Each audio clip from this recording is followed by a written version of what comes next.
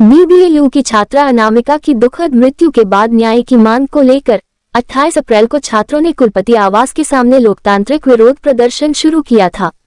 इस गंभीर मामले में न तो कोई उच्च स्तरीय जांच समिति गठित की गई और न ही कुलसचिव या अन्य जिम्मेदार अधिकारियों ने अपनी नैतिक जिम्मेदारी स्वीकार की।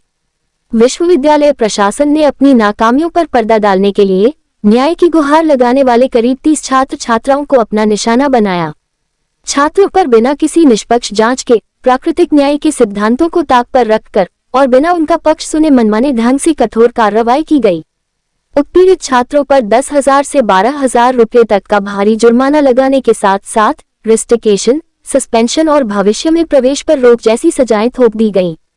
जिस घटिया मेस व्यवस्था के कारण एक छात्रा की जान चली गई, उस व्यवस्था के मेस ठेकेदार और लापरवाह प्रशासनिक अधिकारियों पर अब तक कोई एक्शन नहीं लिया गया है। ये दमनकारी कार्रवाई सीधे तौर पर विश्वविद्यालय परिसर में छात्रों की लोकतांत्रिक आवाज, असहमति और संवैधानिक अधिकारों पर एक खतरनाक हमला है।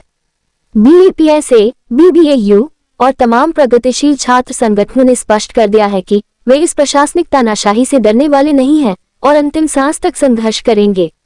इतिहास इस बात का गवाह है कि जब जब सत्ता ने दमन का रास्ता अपनाया है, तब तब प्रतिरोध और अधिक ताकतवर होकर उभरा है। अब केंद्र सरकार, राज्य सरकार, मुख्यमंत्री योगी आदित्यनाथ और विपक्षी नेता अखिलेश यादव समेत तमाम जनप्रतिनिधियों को इस मामले का संज्ञान लेकर छात्रों के साथ खड़े होना चाहिए। सर, बीबीएयू में छात्र के साथ जो फूड पॉइजनिंग का मामला आया है और उसकी मृत्यु हुई, उसके बाद जिन छात्रों ने ये मुद्दे को लेकर विरोध प्रदर्शन किया था, उन्हीं छात्रों को दंडित किया गया है और इस मामले को लेकर आज आप यहाँ आए हैं, तो क्या कहना चाहेंगे? बीबीएयू में जो भी आचरण हो रहा है, छात्रों को रेस्ट्रिकेट किया जा रहा है, दंडित किया जा रहा है, उनके ऊपर जो है तो पैसों का भी दंड के अनुसार 12-12 हजार जो कि मैम ने बताया लगाया जा रहा है शुल्क, तो उसके बारे में क्या कहना चाहेंगे कि आगे गलत है कि सही है? विश्वविद्यालय प्रशासन ने जो संवैधानिक कार्रवाई की है, छात्रों पर संवैधानिक अधिकार है। यहाँ तमाम जो पीड़ित छात्र भी हैं और जो जनवादी, समाजवादी, लोकतांत्रिक और जन संगठन हैं, उन छात्रों ने संज्ञान लिया और हमारे साथ तमाम छात्र संगठन के लोग, आइसा के हैं, भगत सिंह स्टूडेंट मोर्चा है, भीम आर्मी, समाज छात्र सभा और SFI का फूल जी है और हमारी कॉमरेड अंजलि वहीं के पापसा और पीपल फॉर कास्ट। तो हम सभी लोगों ने इस मामले पे एकजुटता दिखाई है और हम लोगों का मानना है कि जिस तरीके से ये पहली घटना नहीं है, लगातार यूनिवर्सिटी में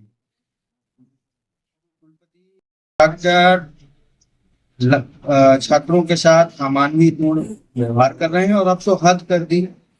छात्रों का भविष्य, उनकी निजी जिंदगी को बर्बाद करने का फैसला लगता है यूनिवर्सिटी प्रशासन ने कर दिया कि कोई आवाज ही ना उठा पाए।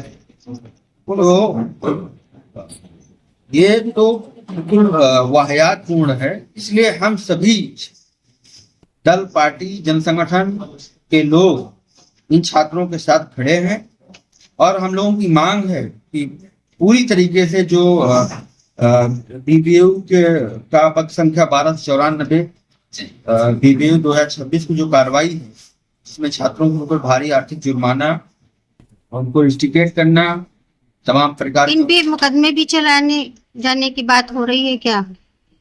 ऐसा वो कर सकते हैं, लेकिन ऐसी कोई भी दंडात्मक कार्रवाई जो संवैधानिक नहीं है, छात्रों के खिलाफ में है और उनको उनकी आवाज को दबाने के लिए है, ऐसी कार्रवाई का हम लोग अभी विरोध करते हैं। अगर भविष्य में अगर कुछ होगा तो उसका भी विरोध करेंगे। इसका लिखित कहीं आपने संज्ञान दिया है कि छात्रों के संग गलत हो रहा है? हमारे तमाम छात्र बताएंगे कि उन्होंने क्या कार्रवाई की। हमने हालांकि 18 जुलाई को एक BC को चिट्ठी लिखा था जी, लेकिन इसका अभी तो कोई रिप्लाई नहीं आया है।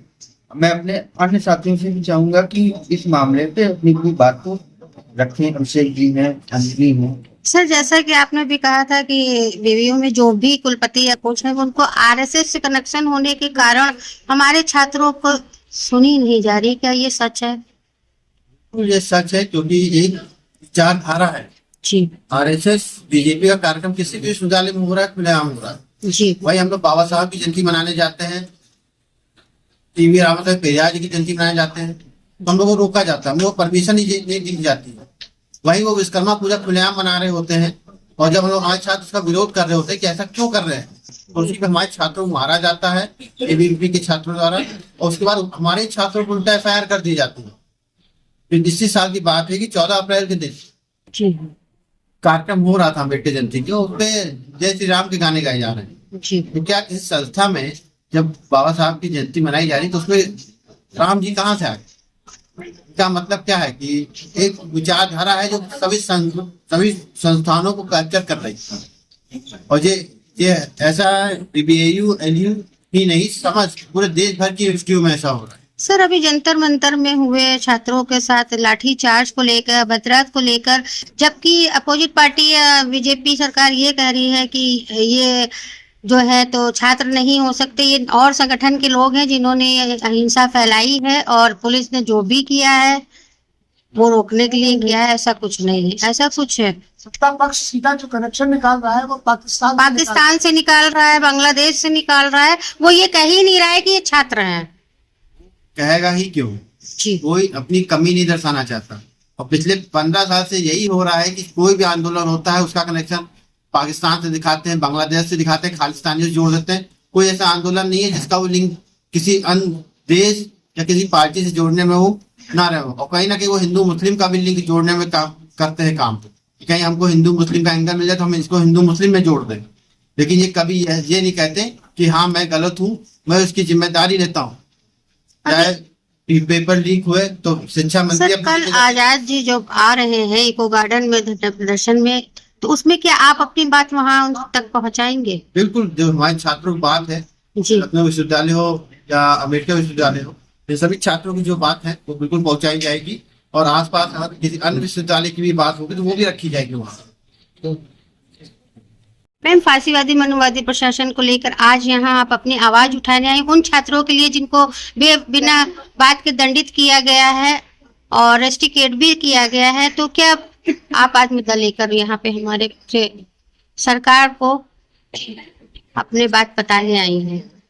सवाल यही है, फिर से कर दिया है कि मनुवादी क्यों, कि हमने आपको पिछले कुछ प्रोग्राम बताया जी, इसमें हाईकोर्ट का ऑर्डर के बाद ये प्रशासन नहीं मानता है, इसी जी, होते हैं मनुवादी जी, कि अपने मन का चलाना चाहते हैं, पूर्वाग्रह से ग्रसित इसलिए बोल रहे हैं क्योंकि ये पहले से इनके माइंडसेट में है कि इनको क्या करना, एक तरह के विचारधारा को लागू कराना है और एक तरह के विचारधारा को नहीं कराना है। लेकिन जो फूड पॉइजनिंग का जो बात है, वो लड़की जो छात्रा की डेथ हुई है, लेकिन बीबीयू के जो अभी बात सामने आई थी तो उन्होंने ये कहा था कि वो यहाँ पे नहीं हुआ है, उसको घर पे ही हुआ है। इस बात को लेके क्या है? ये चर्चा में बहुत रहा, लेकिन जी, जो बात आई और ये ग्रुप के माध्यम से उनके दोस्त ने मैसेज किया और लगातार ये बातें इंटरनली चल रही है कि नहीं फूड पॉइजनिंग से ही हुआ है। एक्चुअली कई सारी छात्राएं क्योंकि हमको कॉल पे बताती हैं उनकी उल्टियां हो रही हैं, लेकिन वो अभ्यस्त रूप में इस तरीके से वोकल नहीं है जो सामने आके बोल सकते हैं। कितने पेरेंट्स होते हैं जो उनको अलाउ करेंगे? लड़कियां एक तो इतना लड़ने के बाद, ये जो समाज है इसके अंदर लड़ने के बाद एक सीढ़ी चढ़ पाते हैं, वो आते हैं पढ़ने के लिए, अकेडमी के अंदर आते हैं, और उनको इस तरीके से डिबार सस्पेंशन झेलना पड़े, और वो हाई कोर्ट तक, सुप्रीम कोर्ट तक कैसे अपना पूरा 1 साल 2 साल का प्रोसेस लगा के अपना काम कर सकता है? क्या शिक्षा मंत्री तक आपने अपनी बात पहुंचाई? हमने सारे यूजीसी को मेल लिखा, हमने SC/ST कमीशन को लिखा, हमने लगातार POD यहाँ पे बोर्ड ऑफ मैनेजमेंट है, उन सबको मेल डाल रहे हैं कि ये जो कार्यवाही है कम से कम हमारी डिसिप्लिनरी जो कमेटी है उसको। तो आपको क्या जवाब आया? कुछ जवाब आया? जवाब नहीं आया है, हम उस इंतजार में है कि कुछ तो जवाब आए और जवाब में फिर से हम मेल डाल सके या फिर हमको सुना जाए। आज की प्रेस वार्ता के बाद भी अगर कोई हल नहीं होता, आपको न्याय नहीं मिलता है, तो आगे की क्या रणनीति है?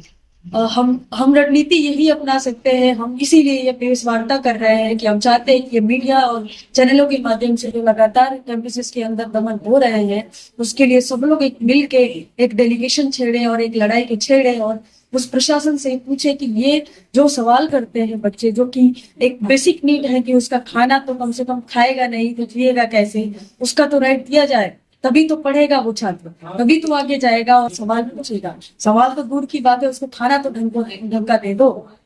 ये जो सवाल है इसके साथ खड़ा होना पड़ेगा। वहाँ 1200-1300 लोग आए, ये कोई एक लोग का भरमाया नहीं हो सकता है। और जो वाइस चांसलर या फिर जो भी एडमिनिस्ट्रेशन के जितने लोग हैं वो आते हैं, जिनकी चुनौतियां होती हैं, तो किस प्रोसेस से होता है इसको देखना पड़ेगा। कौन से लोग इसमें बैठाए जाते हैं और यही लोग मनोवादी स्ट्रक्चर को बढ़ावा देता है। धन्यवाद।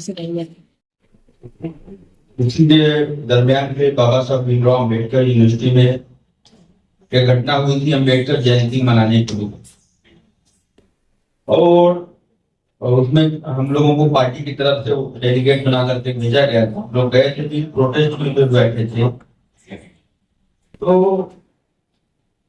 अभी तो ये नई बात है कि करीब 30 छात्रों को सस्पेंड किया गया, उन पे भारी आर्थिक जुर्माना भी लगाया गया।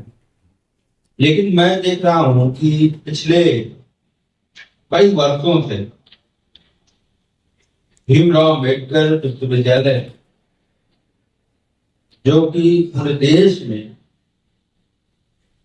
खास तौर से शेड्यूल कास्ट और जो हमारे वंचित तबके के लोग हैं, जो छात्र हैं, उनके लिए शिक्षा, नौकरी, स्कॉलरशिप, रचनात्मक कामों के लिए एक अच्छा केंद्र था।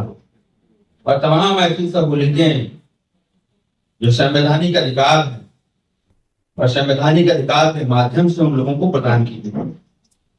लेकिन लगातार मुझे लगता है, कहने में कोई गुरेज नहीं होगा, केंद्र में जब से भारतीय जनता पार्टी की सरकार आई तब से न सिर्फ बाबा साहब भीमराव अम्बेडकर विश्वविद्यालय बल्कि पूरे देश में जो विश्वविद्यालय प्रतिरोध, प्रतिकार, नैसर्गिक न्याय के और तमाम तरह की हथकंडों के द्वारा उसे छुपाने की कोशिशें की जाती है और उसे दबाया भी जाता है। लेकिन इसके बावजूद जो छात्र समुदाय आक्रोशित हो उठा था, वो छात्र समुदाय अपने हक अधिकारों के लिए लड़ रहा था। मैं इसमें खाने की गुणवत्ता के लिए लड़ रहा था। जिस छात्रा की मौत हुई इसकी जस्टिस के लिए लड़ रहा था। और तमाम सारी जो समस्याएं, छात्र समस्याएं, इन सारी विश्वविद्यालय समस्याओं के साथ चल रही थी, उनके खिलाफ एक लड़ाई लड़ी जा रही। इसी कड़ी में विश्वविद्यालय के लगभग 30 छात्रों को विश्वविद्यालय से आजीवन निष्कासित कर दिया जाता है कि आपको भविष्य में किसी भी कोर्स में एडमिशन नहीं दिया जाएगा। कई सारे छात्रों को रेस्ट्रिक्ट कर दिया जाता है। कई सारे छात्र छात्राओं को सस्पेंड कर दिया जाता है। 10 से 12 हजार तक का फाइन लगाया जाता है। और साथ ही साथ एक जुडिशियल कमेटी के नाम पर एक ऐसी कमेटी को बैठाया जाता है जो शुरू से ही पूर्वाग्रहग्रस्त है। इसके बारे में हमारे अन्य साथी चर्चा करेंगे। तो इस कड़ी में यहाँ आए तमाम जनवादी, अम्बेडकरवादी, समाजवादी संगठनों का हम धन्यवाद अर्पण करते हैं। तमाम मीडिया बंधु भगिनियों का हम धन्यवाद अर्पण करते हैं कि वे यहाँ आए। इसी कड़ी में हम इस कार्यक्रम को शुरुआत करने जा रहे हैं।